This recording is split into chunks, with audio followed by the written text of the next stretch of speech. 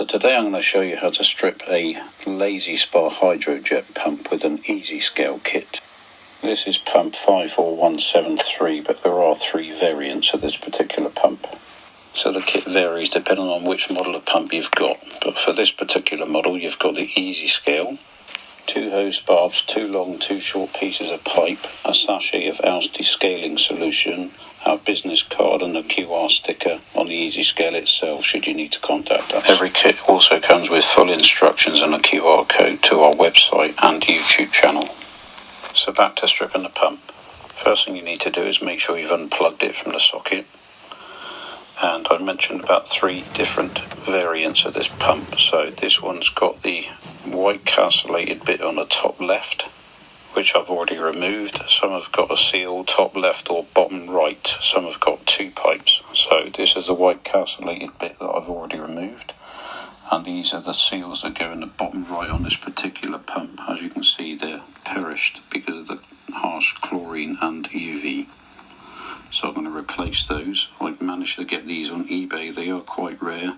This particular kit comes with the A washer, 2 of the smaller seals and 2 of the larger seals. Smaller seals go in the bottom right on this one. Incidentally, the A washer that goes on here on the 3-pipe model is exactly the same as an A washer on a Lay Z Spa Hydrojet model. So I'm going to replace that seal there. These seals are okay, but they're called B and C washers, not to be confused with B and C washers on an Hydrojet model. Next thing to do is remove the 8 screws around the side of the pump.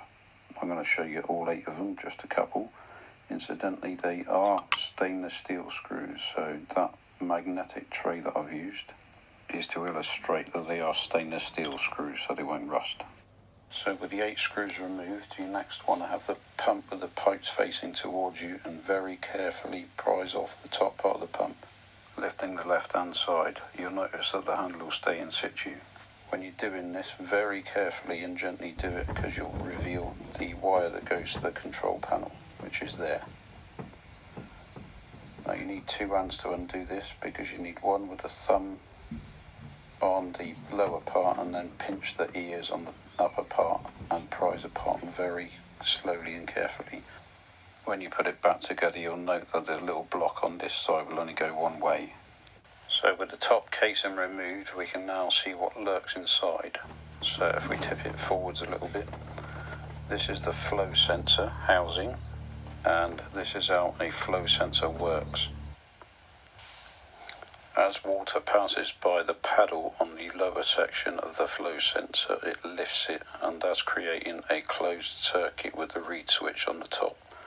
This is how to test it. You undo that tiny little screw on the top part of it. You don't need to undo the housing itself, just that little screw. And within 1 second of startup, you put it on a magnet. So carefully remove it with that band in place. Make sure that band goes back in place afterwards. Start the pump up and within 1 second put it on a magnet. That magnet happens to be an Impeller. This is a flow sensor seal available from headseal.com. These are available from Amazon and our website. As you can see, they're made from red silicone rubber, as is the kit for the circulation pump. Now, there's a circulation pump that's underneath. Sometimes these seals perish because of the chlorine. So the various sizes, that's the inside of the pump itself, where the seal goes, and that's where the impellers go. Here's a bit of a selection I've got. The original ones have got a plastic casing on them that does tend to crack and discolour, causing them to prematurely fail. And this is a cheap and cheerful one on eBay. As you can see, it rotates very, very easily because it's just cheap and nasty. This is a kit from headseal.com. Link is in the description. Comes with the impeller itself, all the seals you need, including the bigger seals for the older pumps and smaller seals for the newer pumps, as well as the main circulation pump seal.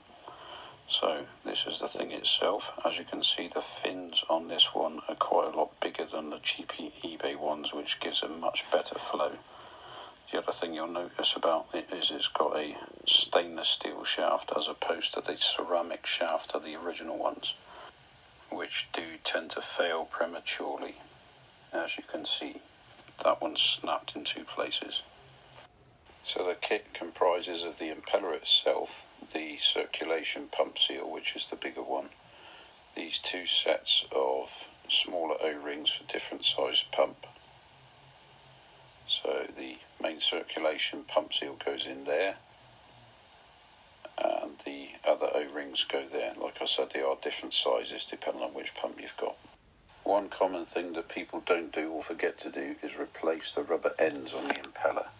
These must be renewed because they elongate and perish due to the chemicals. Easiest way to get them out is with a wood screw. Same thing when removing and replacing the O-rings, just poke the screw into the O-ring and remove it. As you can see, this one's quite discoloured and they quite easily crack. That white is the bleaching from the chemicals. This makes them very brittle and they easily snap, which is a main cause of leaks. If your pump seal is perished or been leaking, you might need new bolts, so we sell the kits with those as well, as opposed to just the seals. So the pump itself is underneath here, and the way that you need to do that is to remove the lower part of the outer casing.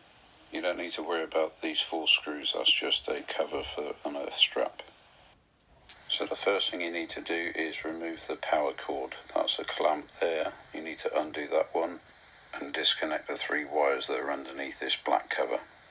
As you can see, the power cord clamp screws are quite a way down, so I always find it best to magnetise a screwdriver first, so when you remove the screws they stay on the screwdriver like so. So once the 2 screws are undone, carefully fish out the plastic part of the cable clamp. Next thing to do is remove the 3 screws on this plastic cover to gain access to the power cord connections. So the 2 wires you need to disconnect are C1 and C2, and as you can see on the top of the housing it's also labelled where they go, C1 and C2. You also need to remove the earth wire that is the other end of the pump. So with these 3 wires removed, the next thing you do is carefully put the pump on its side and remove the lower section, making sure the wire comes out freely. So this is where the circulation pump is situated, and you need to undo 2 Jubilee clips, including one of these 2 upper ones. So when you're resting the pump down, just make sure that you haven't got this plastic section caught. Just move it out of the way like so. Next thing to do is reconnect C1 and C2 wires, making sure C1 is on the left and C2 is on the right as per the casing, and reconnect the earth wire. As the cable is going in the opposite direction, you won't be able to put this plastic casing back on, so be very careful because you've got exposed connections. Next thing to do is replace the control panel wire going to the top. Now that everything's reconnected, you can test it with an easy scale kit which comes with these pipes. It's a lot easier if you put the pipes in a jug of hot but not boiling water. It makes them malleable. The kit comes with instructions to tell you which pipes go where. Simply attach the hose barbs to the easy scale and push the pipes onto the hose barbs. And the idea of getting them warm is that this pipe goes not just into that bit but further in. For those of you that remember Blue Peter, here's some I prepared earlier. As you can see, they're nice and squishy and malleable because they've been put in the warm water. Just attach them to the easy scale, give them a couple of bumps just to make sure it's in nice and tight. Fill with water and tip the pump backwards to expel any air that might be in the pump. Might need to topple up itself, just be careful of that block where the earth strap is. Once you've finished testing for leaks, simply drain and remove the easy scale kit. Disconnect the control panel wire again, wires C1 and C2 and the earth wire. Be careful not to lose this small screw. I normally put it back in the same place it came from. The pump is now ready to be put on its side for the bottom panel to go on. Make sure this handle is removed before you tip it on its side because it's easier to put on afterward. Slide the bottom panel into position, remembering to feed the power cables back up through. Carefully roll the pump back upright again, making sure this panel is in position like this and not like this. If it does pop out, simply lift the inner part of the pump to reposition it. Place this handle in this position and then lift the inner part of the pump until it goes underneath the lug like this. Reconnect wire C1 and C2, making sure they're the right way round, and the earth wire. Replace the black cover for the circuit board, securing it with these 3 screws. Do the same for the power cord grip. Reconnect the control panel cable and then put the top part of the casing on, making sure that these rubber seals aren't pinched.